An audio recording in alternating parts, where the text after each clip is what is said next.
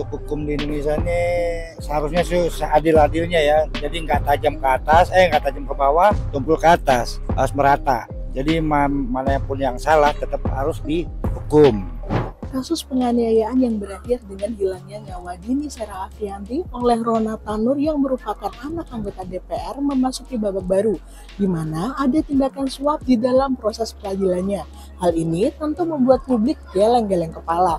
Begini informasi terbarunya. Kematian Dini Sera pada 4 Oktober 2023 di parkiran sebuah tempat hiburan di Surabaya menyibak tabir hukum di Indonesia.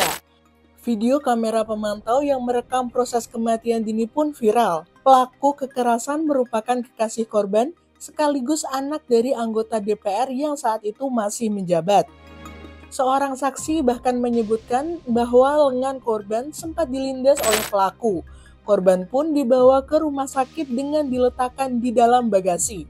Lalu pada 6 Oktober 2023, pelaku yang bernama Ronald Tanur ini ditetapkan menjadi tersangka. Olah TKP pun digelar pada 10 Oktober 2023. Namun, pada 24 Juli 2024, Hakim Ketua Erintuah Damanik memberikan vonis bebas kepada Ronald Tanur. Membebaskan terdakwa oleh karena itu dari seluruh dakwaan penuntut umum di atas. Memerintahkan terdakwa dibebaskan dari tahanan segera setelah putusan ini diucapkan. Setahun sudah kasus ini bergulir. Apakah masyarakat Indonesia mengikuti kasus kematian kekasih anak mantan anggota DPR ini?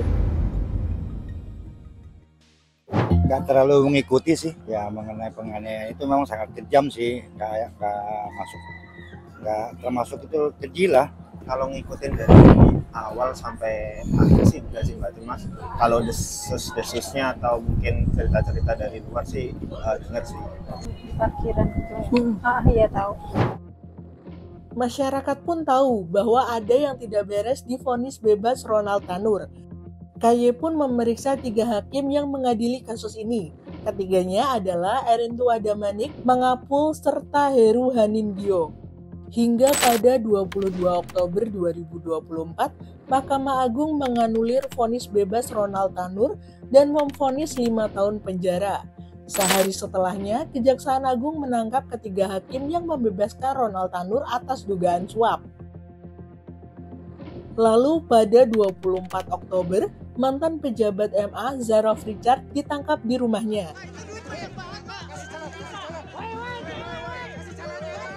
Ia ditengarai menjadi maklar kasus, sebab di rumahnya ditemukan uang dari berbagai mata uang dengan total mencapai 920 miliar rupiah.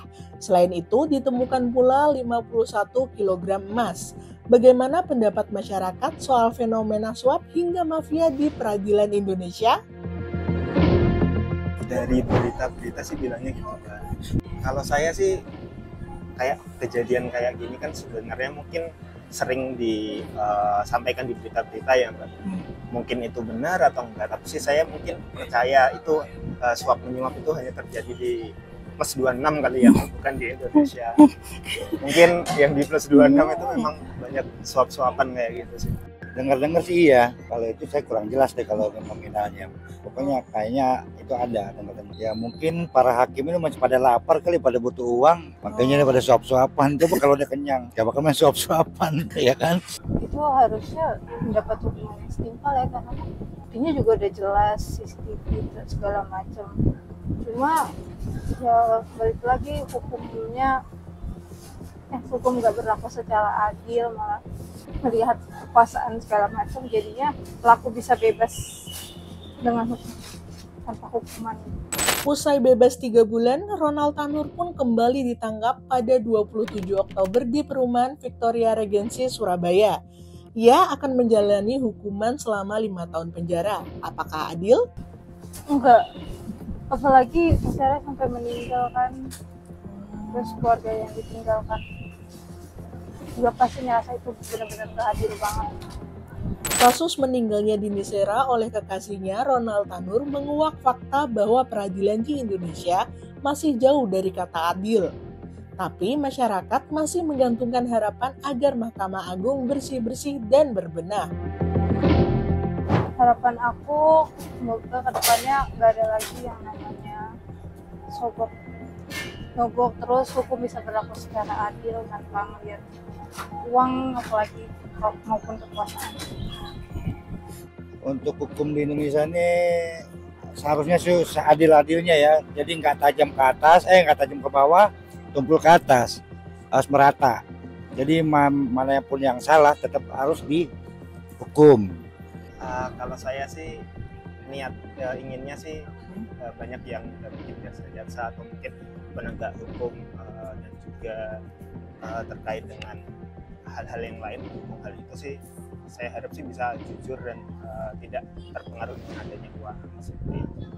Nah, kalau menurut kamu gimana nih sahabat Kompas TV? Masa udah 79 tahun Indonesia merdeka masih aja ada mafia peradilan? Saya Karisma Nindya, pamit undur diri. Siap.